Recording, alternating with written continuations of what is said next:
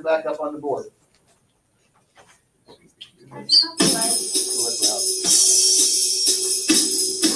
Total today is $646.48. We gotta get more coupons. We have more I'm so coupons, a excited. lot more coupons. So it's gonna be less than it should Oh, be. I think so.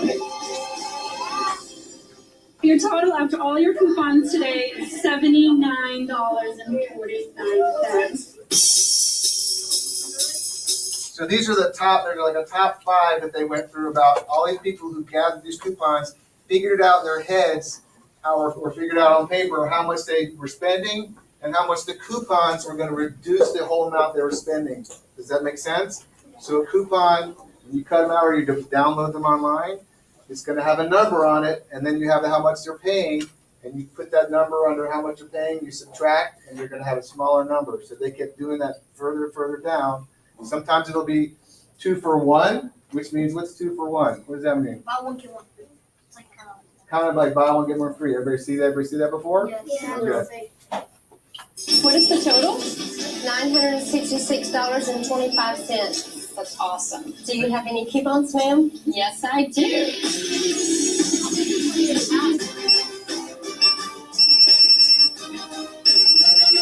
All right, yes, we're down under $50. This is awesome. Your final total after coupons is $30.85.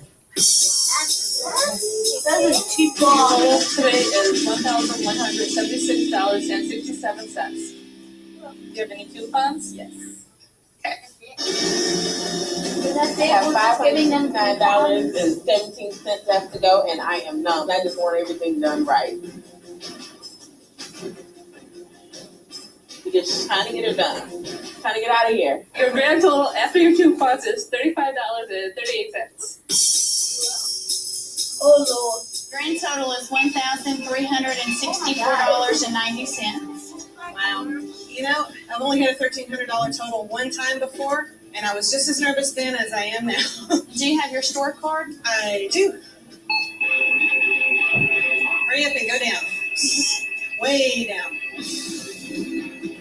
After your store That's a card, your total. total is $708.06. And do you have any Now the coupons? coupons are I coming in, think I right? have a couple. I'm not getting it. I mean, how Where's can Amos you and get Zero? coupons? Hi, Candy. I need you. Say it one more time. Go ahead. Ask me a question. It's just I'm not getting any of this. I mean, how can they give a, well, it's complicated. It's just that I don't understand how they can just give coupons and the the price of the number, go lowers in or something. So we're gonna talk about it in 2 seconds. Let's finish this, and then we'll come back and talk about that, I okay? can share this, but after. We have like a minute. All right, you can come with mine. Here we go. Hold that thought, okay, Donna? We got Your one total more. after your coupons is $16.90. So where do you think they're going? What's the last one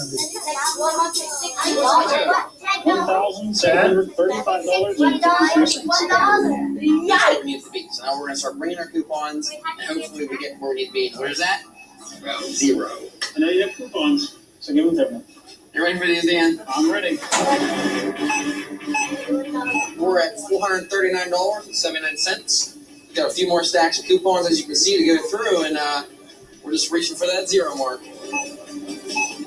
I can't wait till we're done, because I'm getting tired. We're down to the home stretch. What is our total? 0, 0, 0. So Jonathan had a good question, right? Right? That was beautiful. The little chair, and then we brought it back down. Thank you very much for doing that. It shows me a little maturity. We can do things like this. All right. So Jonathan's question was, how do the coupons apply? Is that what it was? How do they apply them, or how do you get them? It's just that I don't understand how they can get coupons and the number of, and the number of the total price, just lowers or something. Well, the coupons they're given out by the companies, right? Because they want you to come and buy stuff and shop for things. And the coupon brings you to the store because they say, okay, we'll give you 10% off, right? Which 10%, what kind of decimal would be 10%? 0 tenths. How would you write that out? No. Where would the decimal be? Before the one. Oh. Yes, before the 1 point what? .10, right? Oh. 10%? Or 1/10? All right, so if you're taking a tenth off that dollar, or 10% off that dollar, which you're gonna start working with that. Oh, we can multiplication. step off. Okay, so anyway, the coupon is reducing the amount you're overpaying overall by percentage points, all right? And by decimal point, you're multiplying by a decimal. Is everybody's up here already? No? You're multiplying the whole number by a decimal, and that's gonna be your total price. It'll be reduced by that, by a percentage. All right, we'll come back to that. I think everybody's sort of gets that it's reducing it by decimal points, right? Yes? Yes. All right. Well, I actually my dad actually was buying something. They got a coupon. My dad got a coupon.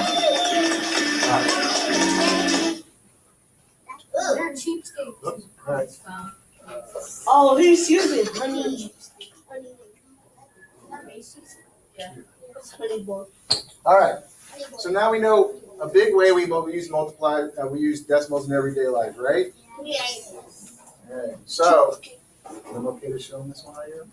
That one?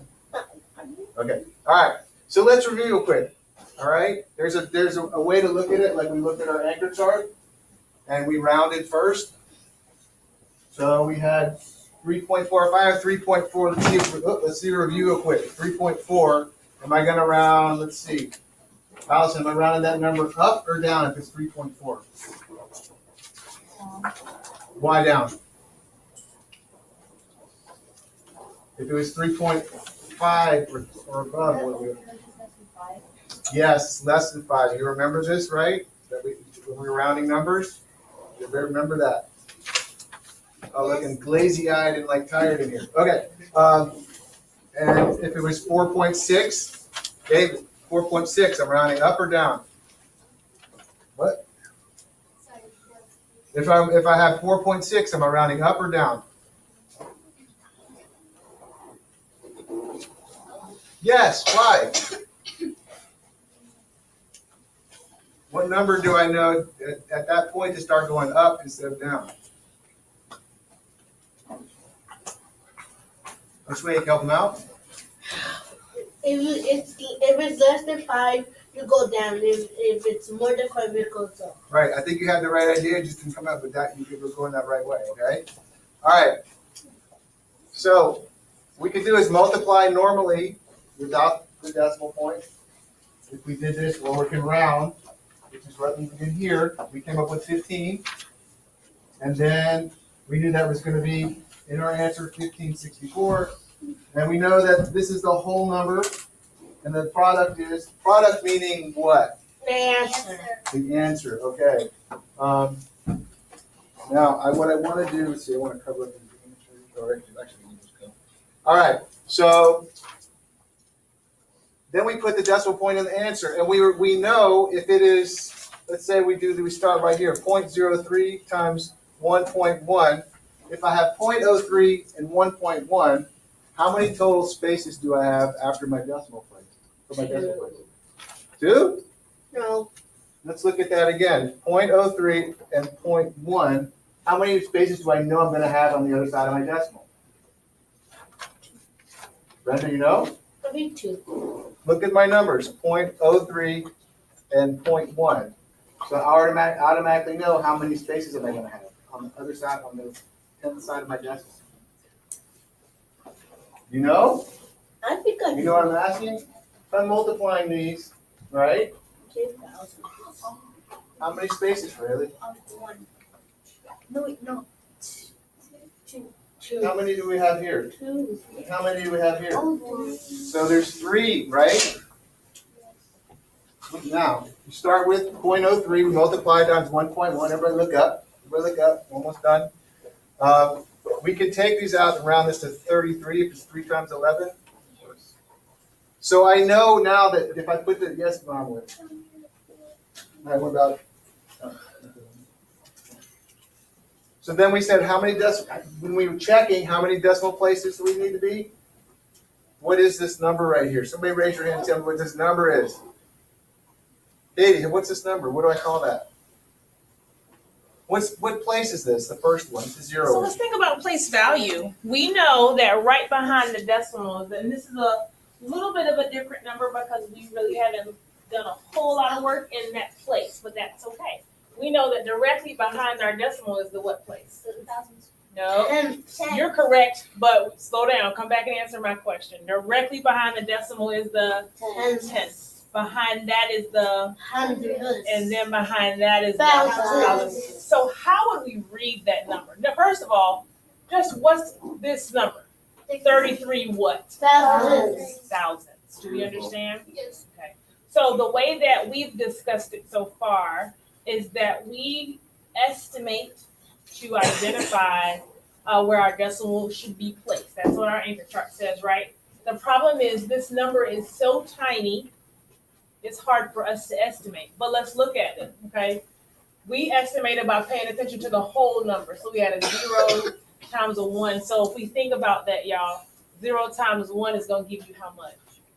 What's 0 times 1? 0, right? Michael, what's 0 times 1? Thank you. 0 times 1 is 0. So that's the way that we typically estimate to identify the places of our, okay? So this was a little hard to look at because it's so much smaller than what we've looked at so far, okay? But do we understand the general idea? Okay? It just hit you? Okay, good. All right, you have me on that correct problem. There's a. Works. Let's read number 1. Who wants to read it for me? Katie, why don't you read it for us, babe?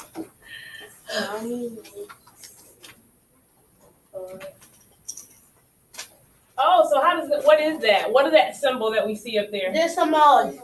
Oh, before the number, before the 4. What kind of symbol is that? Does anybody know? Cash money. Cash money. What's it called? Dollar. Dollar sign. All right. So how much is he making, Katie? 4.75. So let's think, how do we say that? Who can help me? Angel, you are astonished. Hold on, 75 cents. What are we gonna do with that? Okay. So how do we read it, Jenny? Oh no. It's decimals. How do I read that amount? Does anybody know how to read that amount? How much is he making? 4.75. 4.75. Let's see. Deborah, try again. What is it? Or what? $4.35. Okay? Okay. So Johnny makes $4 and very good. When you're reading money, the decimal tells you to say the word and. Actually, anytime you read the decimal says and. Okay? $4.75 per hour. Okay? Keep going, Katie. Hour past this work. If he works 6 hours, how much money he earns? Okay, so let's just stop there for a minute. Remember, we talked about estimation, right? So we want to estimate our whole values to figure out what our answer is going to be close to. And remember, that's going to help us to place our decimal, okay? So let's solve this one together. We got Johnny's making how much money? $4.75. Okay, so Johnny is making $4.75 per hour. And he worked a total of 6 So when we look at what I have up here so far, what's my multiplication problem? What is my, try to talk to your neighbor, what is my multiplication problem? Yeah, who you talking to? Times 6.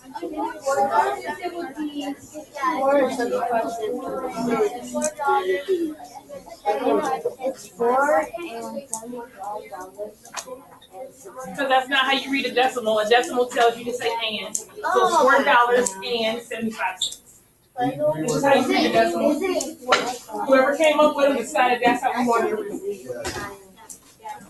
So who can tell, raise your hand and tell me your multiplication problem here. Marama, what? Okay, she said $4.75 times 6. Do we agree with that? Yes. Okay. Why do you think multiplication is appropriate for this type of problem? Nikki? The total how many hours we work. We wanna know not how many hours he worked, How many- you know how many, excuse me, I want you to relax, okay? We know how many hours he worked, right?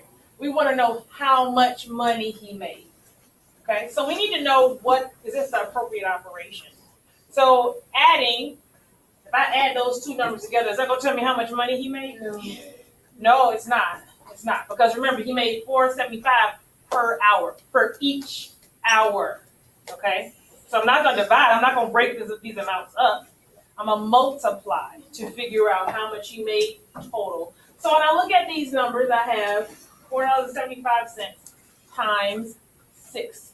So we're gonna start off, anchor chart. Step 1 tells me to do what?